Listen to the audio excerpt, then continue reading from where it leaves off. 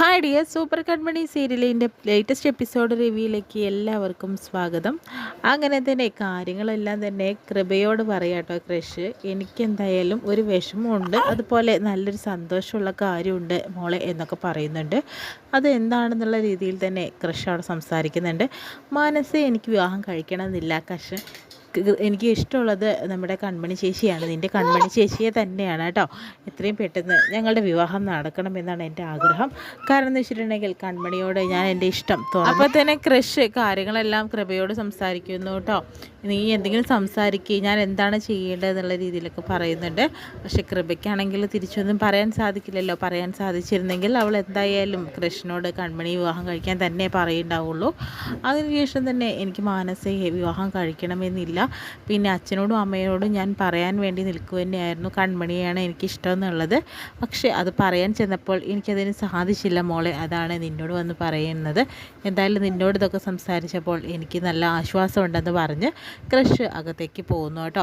പിന്നെ ബലരാമൻ്റെ കാര്യമാണെങ്കിൽ അത് നിനക്ക് അറിയാലോ എന്നൊക്കെ പറയുന്നുണ്ട്.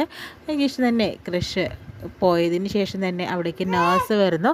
നേഴ്സ് വന്നതിന് ശേഷം നേഴ്സ് കൃപ സംസാരിക്കുന്നതായിട്ടാട്ടോ നേഴ്സ് കണ്ടിരിക്കുന്ന. വേറൊന്നല്ല, ഏട്ടൻ എന്തായാലും കൺമണിയെ വിവാഹം കഴിച്ചാൽ മതി, മാനസ ചേച്ചി വിവാഹം കഴിക്കണ്ട എന്ന് ഒറ്റയ്ക്ക് പറഞ്ഞുകൊണ്ടിരിക്കുക.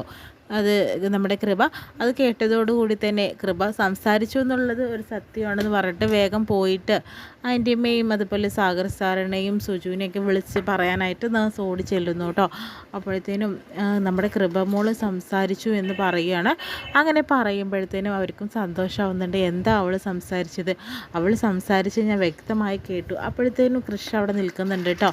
അപ്പോഴത്തേനും പറയുന്നത് ഇങ്ങനെയാണ്, മാനസ ചേച്ചിയെ വിവാഹം കഴിക്കേണ്ട, ചേട്ടൻ നമ്മുടെ കൺമണി ചേച്ചിയെ മാത്രം വിവാഹം കഴിച്ചാൽ മതി എന്ന് ആവർത്തിച്ച് പറയുകയാണ്. നീ എന്താ അവളുടെ കൂട്ടത്തിൽ കൂടിയിട്ട് ഒന്നാവാൻ ശ്രമിച്ചിരിക്കുകയാണോ എന്ന രീതിയിലൊക്കെ ആൻറ്റിയമ്മ പറയുന്നുണ്ട് കേട്ടോ. നീ എന്താ, നിനക്ക് അവൾ കൈക്കൂലി തന്നോ എന്ന് ചോദിക്കുന്നുണ്ട്. ഞാൻ സത്യമാണ് ആൻറ്റിയമ്മ പറഞ്ഞത്, അവൾ സംസാരിച്ചു, ഞാനത് വ്യക്തമായി കേട്ടതാന്ന് പറയുന്നുണ്ട്. അപ്പോഴത്തേനും സാഗറിനും സുജിനും ഒന്നും സംസാരിക്കാൻ പറ്റണ്ട, ഇങ്ങനൊരു കാര്യമാണ് അവൾ പറഞ്ഞതെന്നുള്ളത് വിശ്വസിക്കാൻ പോലും പറ്റുന്നില്ല. പക്ഷേ ആൻറ്റിയമ്മയാണെങ്കിലോ അത് അവരുടെ മുന്നിൽ വിശ്വസിപ്പിക്കാതിരിക്കാൻ വേണ്ടിയിട്ട് കുറേ നാടകങ്ങൾ അവിടെ നടത്തുന്നുണ്ട് കേട്ടോ. അങ്ങനെ നേഴ്സിനോട് പറയുന്നുണ്ട്, നിനക്ക് മര്യാദയ്ക്ക് ഇവിടെ ജോലി ചെയ്താൽ നിനക്ക് ഇവിടെ നിന്നിട്ട് പോവാം, അല്ലെങ്കിൽ നിനക്ക് നിൻ്റെ പാട് നോക്കി പോവാം, ഇവിടെ നിന്ന് ഞങ്ങൾ നിന്നെ പിരിച്ചു വിടും, ജോലി ശ്രദ്ധിച്ച് നിൻ്റെ കാര്യങ്ങൾ നോക്കി നിന്നാൽ മതി എന്ന് പറയുന്നു. വീട്ടിലത്തെ കാര്യത്തിൽ ഇടപെടാനായിട്ട് നിൽക്കണ്ട എന്നും പറയുന്നുണ്ട് കേട്ടോ. അപ്പോൾ സുജും സാഗറും ഒക്കെ തന്നെ കൃപയുടെ അടുത്തേക്ക് തന്നെ പോകുന്നുണ്ട് കേട്ടോ. കൃഷ് അതെല്ലാം തന്നെ കേട്ടുകൊണ്ടിരിക്കുമ്പോൾ കൃഷിന് സന്തോഷമാവുന്നുണ്ട്. കൃപ എങ്ങനെയെങ്കിലും സംസാരിച്ചല്ലോ. അതിനുശേഷം തന്നെ ആൻറ്റിയമ്മ പറയുന്നുണ്ട്, ഇനി മേലെ ഇങ്ങനെ സംസാരിക്കാൻ നിൽക്കരുത്, നിൻ്റെ ഡ്യൂട്ടി എന്താണെന്ന് വെച്ചിട്ടുണ്ടെങ്കിൽ കൃപയെ നോക്കുക മാത്രമാണ്, ഇവിടെ പല കാര്യങ്ങളും നടക്കും, അതിൽ തലയിടണ്ട നിൽക്കണ്ട എന്നൊക്കെ പറഞ്ഞ് ഭീഷണിപ്പെടുത്തുന്നു.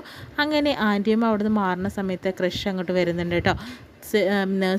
നേഴ്സിനോട് ചോദിക്കുന്നുണ്ട്, ചേച്ചി പറഞ്ഞ സത്യമാണോ, കൃപ സംസാരിച്ചോ എന്നൊക്കെ ചോദിക്കുമ്പോഴത്തേനും കൃപ സംസാരിച്ചു സർ, ഞാൻ കേട്ടതാണ്, അവൾ വ്യക്തമായിട്ട് തന്നെ സംസാരിച്ചു. അവൾ പറഞ്ഞത് മാനസ ചേച്ചി വിവാഹം കഴിക്കേണ്ട, കൺമണി ചേച്ചി വിവാഹം കഴിച്ചാൽ മതി എന്നാണ് അവൾ ആവർത്തിച്ച് 2-3 പ്രാവശ്യം പറയുന്നത്. ഞാൻ വ്യക്തമായി കേട്ടതാണെന്നൊക്കെ ആ ഒരു നേഴ്സ് കൃഷ്ണനോട് പറയുമ്പോഴത്തേനും കൃഷ്ണ സന്തോഷമാവുന്നുണ്ട്. സാർ എന്നെ വിശ്വസിക്കണം, ഞാൻ വെറുതെ ഒന്നും പറഞ്ഞതല്ല എന്നും പറയുന്നുണ്ട്. എനിക്ക് വിശ്വാസമുണ്ട് നിങ്ങളെ എന്നൊക്കെ പറഞ്ഞ് അവർ പോകുന്നു. അപ്പോഴത്തേനും സുജു സാഗർ കൂടി കൃപയോട് സംസാരിക്കുന്നുണ്ട് കേട്ടോ. മോളെ സംസാരിക്കുക, എന്തെങ്കിലും പറയുമെന്ന് പറയുന്നു. പക്ഷേ ആൻറ്റിയമ്മ അവിടെ നിൽക്കുന്നുണ്ട്. ഇങ്ങനെ പോയാൽ ശരിയാവില്ല, ഇവളിപ്പോൾ ഇങ്ങനെ പറഞ്ഞിട്ടുണ്ടെങ്കിൽ എത്രയും പെട്ടെന്ന് മാനസയെ ഇങ്ങോട്ട് വരുത്തിക്കണം, എന്നാലേ കാര്യങ്ങളൊക്കെ നടക്കുകയുള്ളൂ എന്നൊക്കെ പറഞ്ഞു കൊടുക്കുന്നുണ്ട്. അതിനുശേഷം തന്നെ വീണ്ടും കൺമണിയാണ് കാണിക്കുന്നത് കേട്ടോ. കൺമണിക്ക് പനിയാണല്ലോ, അപ്പോൾ തെറ്റിയിൽ തുണി നനച്ചിട്ട് കൊടുക്കാനും ചുക്ക് കാപ്പിയും കഞ്ഞിയൊക്കെ കൊണ്ട് അമ്മായിമാർ റെഡിയായി നിൽക്കുന്നുണ്ട് കേട്ടോ. അതിനുശേഷം തന്നെ മോൾക്ക് നല്ല പനിയുണ്ടല്ലേ, കൃഷി സാറിനും പനിയുണ്ടോ എന്നൊക്കെ ചോദിക്കുന്നൊരു ആക്കിയ പോലെ ചോദ്യങ്ങളൊക്കെ ചോദിക്കുന്നുണ്ട് കേട്ടോ. പിന്നെ കാട്ടിനകത്ത് നിങ്ങൾ രണ്ടുപേരും ഒറ്റയ്ക്കായിരുന്നു എന്നും അങ്ങനെ അവരുടെ നല്ല നിമിഷങ്ങളൊക്കെ ചോദിച്ച് മനസ്സിലാക്കുന്നുണ്ട്. പിന്നെ എന്ത് ചെയ്യാനാണ് മോളെ, കാരണം വരുണ് മോളുമായിട്ടുള്ള കല്യാണത്തിന് ഞങ്ങൾ ഇഷ്ടമൊന്നുമില്ലെങ്കിലും അവൻ ആ ലോണ് തിരിച്ചടയ്ക്കാമെന്ന് പറഞ്ഞിട്ട് ഞങ്ങൾ എന്ത് ചെയ്യാനാണ്. എന്തായാലും കൃഷി സാറിനോട് ചോദിച്ചിട്ട് മോൾക്ക് ആ പൈസ തിരിച്ച് വാങ്ങിച്ചിട്ട് നമ്മുടെ ആധാരം തിരിച്ചെടുക്കാൻ സാധിക്കുമല്ലോ. എന്തായാലും അങ്ങനെ ചെയ്യണേ മോളെ, എത്രയും പെട്ടെന്ന് സംസാരിക്കണേ.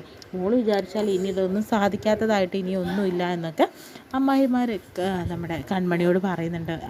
ഞാനതൊന്നും വിചാരിച്ച് നടക്കില്ല എന്ന് പറയുന്നുണ്ട്. എന്തായാലും കാപ്പി കുടിക്കും മോൾ, റെസ്റ്റ് ചെയ്യുക എന്നൊക്കെ പറയുന്നു കേട്ടോ.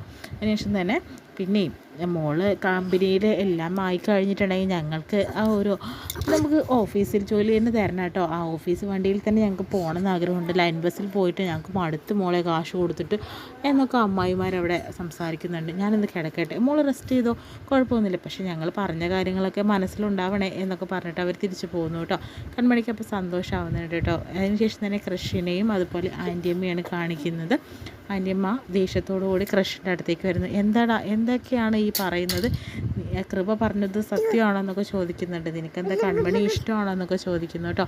ആൻറ്റിയമ്മ എന്തൊക്കെയാണ് പറയുന്നത്, മര്യാദയ്ക്ക് സംസാരിക്കുമെന്ന് പറയുന്നു. ഞാൻ മര്യാദയ്ക്കാണ് സംസാരിക്കുന്നത്, പക്ഷേ നിൻ്റെ സംസാര രീതി ശരിയല്ല. നീ മാനസയും വിവാഹ നിശ്ചയം കഴിഞ്ഞതാണ്, പിന്നെ എന്തുകൊണ്ടാണ് കൺമണിയുടെയും വിവാഹ നിശ്ചയം കഴിഞ്ഞതാണ്, പിന്നെ എന്തുകൊണ്ടാണ് നിനക്ക് അവളോടൊരു ചായ്വ്? എനിക്ക് ആദ്യം നിന്നെ സംശയം ഉണ്ടായിരുന്നത് സത്യമാണോടാ ചോദിക്കുന്നു. എടാ, അവൾക്ക് ഒരുപാട് കടങ്ങളും ബാധ്യതയുള്ള ഒരു പെൺകുട്ടിയാണ് അവൾ. നല്ല രീതിയിലൊരു നല്ലൊരു ഓഫീസറിനെ കിട്ടിക്കഴിഞ്ഞാൽ അവൾ ചായാതിരിക്കില്ല. അതുകൊണ്ടായിരുന്നു നിൻ്റെ മേലൊരു ചായച്ച, അതാണ് അവളുടെ ഉദ്ദേശം എന്ന് ചോദിക്കുന്നു. എനിക്ക് അവളോടാണ് ഇഷ്ടം, അവൾക്ക് എന്നോടല്ല, ഞാനാണ് അവളോട് പറഞ്ഞതെന്നൊക്കെ കൃഷ് ആൻറ്റിയമ്മയോടായിട്ട് പറയുന്നു കേട്ടോ. അപ്പോൾ അതിന് എന്തായാലും നിൻ്റെ മനസ്സിലിരിപ്പൊന്നും നടക്കാനായിട്ട് പോകുന്നില്ല. പിന്നെ മാനസികമായിട്ടുള്ള കല്യാണം എത്രയും പെട്ടെന്ന് തന്നെ തീരുമാനിക്കണം. കാരണം എന്ന് വെച്ചാൽ അപ്പോൾ നിങ്ങളുടെ വിവാഹം എത്രയും പെട്ടെന്ന് നടക്കണമെന്ന് പറയുന്നു. അപ്പോൾ കൃഷ് പറയുന്നുണ്ട്, ഞാൻ ആരെ വിവാഹം കഴിക്കേണ്ടതെന്നുള്ളത് അതെൻ്റെ ഇഷ്ടമല്ല ആദ്യമേ, അല്ലാതെ വേറൊന്നും അല്ലല്ലോ. 4 ആൾക്കാരെ വിളിച്ച് വരുത്തിയിട്ട് എൻഗേജ്മെൻറ്റ് നടത്തിയതാണ് നിങ്ങളുടെ. എന്നിട്ട് നീ ഇപ്പോൾ കാല് മാറാനായിട്ട് പോകുന്നു. നിനക്ക് ഞാൻ എന്താ വേണ്ടതെന്നറിയോ? സ്ത്രീകളെ വെറുതെ അടിച്ചേൽപ്പിക്കാൻ നിനക്ക് പറ്റുമോ? അടിച്ചമർത്തിക്കൊണ്ട് എന്തും ചെയ്യാന്നുള്ള ഒരു അഹങ്കാരം ഉണ്ടോ നിനക്കെന്ന് പറയുന്നു. സ്ത്രീകൾ എന്താ വെറുതെ കിട്ടിയവരാണോ എന്നൊക്കെ പറയുന്നത് നന്നായിട്ട് തന്നെ മാനസിക്ക് വേണ്ടി തന്നെ ആൻറ്റിയമ്മ വാദിച്ച് ജയിക്കാനായിട്ട് പോകുന്നു കേട്ടോ. അപ്പോഴത്തേനും കൃഷ്ണനൊന്നും പറയാൻ പറ്റാത്തതായി. എന്തായാലും പെട്ടെന്ന് തന്നെ മാനസമായിട്ടുള്ള കല്യാണം നടത്തണമെന്ന് പറയുന്നു. പിന്നീട് മാനസയെ വിളിക്കുന്നുണ്ട് കേട്ടോ. അപ്പോൾ എത്രയും പെട്ടെന്ന് മാനസയെ ഇവിടെ വിളിച്ച് വരുത്തണമല്ലോ, അതിന് ആൻറ്റിയമ്മ വിളിക്കുന്നു കേട്ടോ. അപ്പോഴത്തേനും എന്താ ആൻറ്റിയമ്മേ, നീ ബാംഗ്ലൂരുണ്ടോ ചോദിക്കുന്നു. ഞാൻ ബാംഗ്ലൂരുണ്ടോ ആൻറ്റിയമ്മേ, എത്രയും പെട്ടെന്ന് നാളെ രാവിലെ തന്നെ ഇവിടെ എത്തിയിരിക്കണം എന്ന് പറയുന്നു. എന്തെങ്കിലും കാര്യമുണ്ടോ ആൻറ്റിയമ്മയെ ചോദിക്കുന്നുണ്ട്. കാര്യങ്ങളൊക്കെ ഞാൻ വ്യക്തമായി പറയാം. കൺമണിയെ അലികളിൽ നിന്ന് പുറത്താക്കേണ്ടതെന്ന് ചോദിക്കുന്നുണ്ട്. അത് വേണം, അതുകൊണ്ട് നീ ഇവിടെ വേണം, അല്ലെങ്കിൽ കൃഷിനെ നിനക്ക് എന്നേക്കുമായി നഷ്ടപ്പെടാൻ സാധ്യതയുണ്ടെന്നും പറയാട്ടോ ചെയ്യുന്നത്. ഞാൻ എത്താം ആൻറ്റിയമ്മേ എന്ന് പറയും, നാളെ രാവിലെ തന്നെ എത്താം, ഇന്ന് വൈകുന്നേരം തന്നെ നീ തിരിച്ചോളൂ എന്ന രീതിയിലൊക്കെ ആൻറ്റിയമ്മ സംസാരിക്കുന്നു. പിന്നീട് കാണിക്കുന്ന ഹോസ്പിറ്റലാണ്. വരുണും അച്ഛനും ഇവിടെ ഇരിക്കുന്നുണ്ട്. വരുണിന് മരുന്ന് കൊടുക്കാൻ വേണ്ടി നേഴ്സ് പോകുന്നു കേട്ടോ. പെട്ടെന്ന് തന്നെ നേഴ്സ് മരുന്ന് എന്ന് പറഞ്ഞ് വിളിക്കുന്ന സമയത്ത് കൃഷി അടിക്കാൻ വന്നു എന്ന ദേഷ്യത്തോട് കൂടി തന്നെ വരുണ് ചാടി എണീക്കുന്നുണ്ട്. ഒന്നും ചെയ്യല്ലേ, ആ കൃഷി വന്നു അവൻ അടിക്കി എന്നൊക്കെ പറഞ്ഞിട്ട് ദേഷ്യപ്പെടുന്നുണ്ട് കേട്ടോ. അപ്പോഴത്തേനും നേഴ്സ് ചോദിക്കുന്നുണ്ട്, കൊല്ലണം അടിക്കണം എന്നൊക്കെ പറയുന്നുണ്ട്, ഇത് തന്നെയാണ് ഇയാളുടെ പണി. എന്തായാലും നിങ്ങൾക്ക് ഇവിടുന്ന് ഡിസ്ചാർജ് ആയി പോകാൻ കഴിയും തോന്നില്ലേ, ഇടയ്ക്കിടയ്ക്ക് അടിയും വാങ്ങിച്ചിട്ട് വരികയല്ലേ, എൻ്റെ കാര്യത്തിൽ നിങ്ങൾ ഇടപെടേണ്ടെന്ന് പറഞ്ഞ് നേഴ്സിനോട് ചാടുന്നു കേട്ടോ. അതിനുശേഷം തന്നെ അച്ഛനുമായിട്ട് സംസാരിക്കുന്നു. അച്ഛൻ നമുക്ക് ഡിസ്ചാർജ് ആയ ഉടനെ തന്നെ കൺമണിയുടെ വീട്ടിലേക്ക് പോകാം, അമ്മാവനെ വിളിച്ചു, എത്രയും പെട്ടെന്ന് ആ ഒരു കല്യാണത്തിൻ്റെ ഡേറ്റ് കുറിക്കണം എന്നൊക്കെ പറഞ്ഞു കൊടുക്കുന്നു. വിളിക്കേണ്ടതെന്ന് പറയുമ്പോൾ ആൾക്കാരെയൊന്നും വിളിക്കേണ്ട, അവരുടെ വീട്ടുകാരും നമ്മുടെ വീട്ടുകാരും മാത്രം മതി. രജിസ്റ്റർ ഓഫീസിൽ വെച്ചിട്ടാണ് കല്യാണം നടക്കാനായിട്ട് പോകുന്നതെന്ന് പറയുന്നു. അതല്ലടാ, ബന്ധുക്കാരൊക്കെ പറയില്ലേ വിളിക്കാഞ്ഞിരുന്നാൽ എന്നൊക്കെ പറയുമ്പോഴത്തേനും എൻ്റെ 2ാം കല്യാണം എല്ലാവരും വിളിച്ച് നാടാകെ ആഘോഷിക്കാമെന്ന് പറയുന്നു. നീ എന്തൊക്കെയാണ് പറയുന്നത്?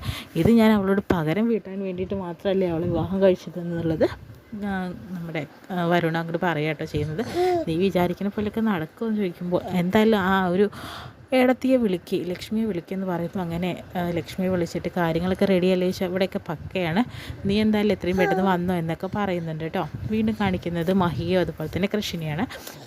മഹിനോട് പറയുന്നുണ്ട് കൃഷി, എന്തായാലും എൻ്റെ പെണ്ണിനെ ഞാൻ കണ്ടെത്തി കഴിഞ്ഞു, എത്രയും പെട്ടെന്ന് ഞങ്ങളുടെ കല്യാണം ഉണ്ടാവും, ഇനി ഉറപ്പിച്ചു, ഞാൻ എൻ്റെ കൺമണി മാത്രം മതി എൻ്റെ ജീവിതത്തിൽ എന്നൊക്കെ കൃഷി മഹിയോടായിട്ട് പറയുന്നതായിട്ടാണ് ഒന്ന് കാണിക്കുന്നത്.